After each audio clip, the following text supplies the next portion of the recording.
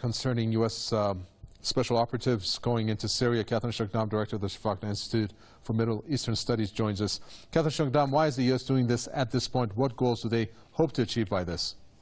Oh, I think it's just one word, it's Aleppo. It's the simple fact that if the Syrian army is actually gaining against Daesh militants, and the US is looking at its partner, Daesh, to be on the losing side, it doesn't want to do this. So it's trying to spin a new narrative, trying to, find a new angle to sell its war in Syria and find a way to topple President Bashar al-Assad. It's that simple. The problem that we have is that the US is painting this new operation, this arrival of further troops in Syria, as if it is a good thing.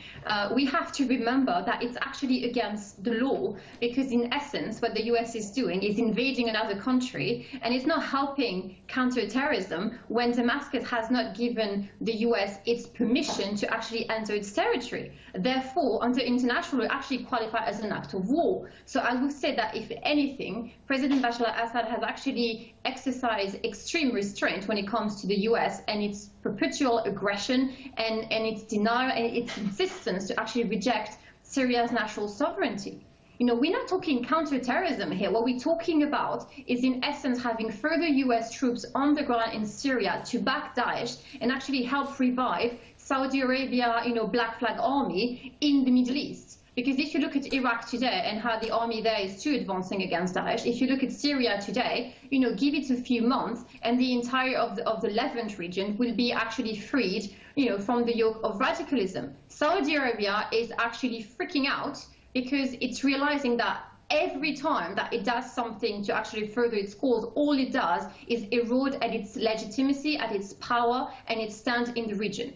So, of course, the US is coming to its rescue, trying to do something about it, trying to make sure that military interventionism in the Middle East remains very much alive, and that it actually has an excuse to stay in the region, even though it has nothing to do with counterterrorism, it has nothing to do with building democracy. Syria has a working democracy already. They do not need to have Western capitals telling, the Syrian people what it is that they want, what it is what they need. They know what they want, they know what they need, and right now it is to end the tyranny of Daesh, and it's working. If you look at the fact that Syria has, against all odds, by the way, has been bombed, has been looted and raided and pillaged, and still the Syrian people have continued time and time again to back the Syrian army and to successfully push Daesh militants, when those very militants have been trained and armed and financed by Western capitals, by Saudi Arabia, and still they're losing. It should tell you something. People's power, resistance is an extremely powerful wave and tide, and I don't think that anyone could stop against it. So it's time for the US to pack up and go home and admit defeat, because all they're doing is actually expose themselves to the world. Not that we didn't know, we did know, but now it's becoming so obvious that I don't think they can spin any more story on this. I mean, you're talking about backing rebels. Where are those rebels? Those rebels are actually hiding under the title of, Al-Nusra or Al-Qaeda or Daesh or Boko Haram or whatever it is that they call themselves those days, and trying to put a new label of it, and that's not going to change anything. I don't care what is happening in Syria. The Syrian people have already spoken against Daesh. It's time for everyone to go home, unless they have been actually invited in Syria. Thank you for that. Catherine Shoghdam, director of the Raqqah Institute for Middle Eastern Studies.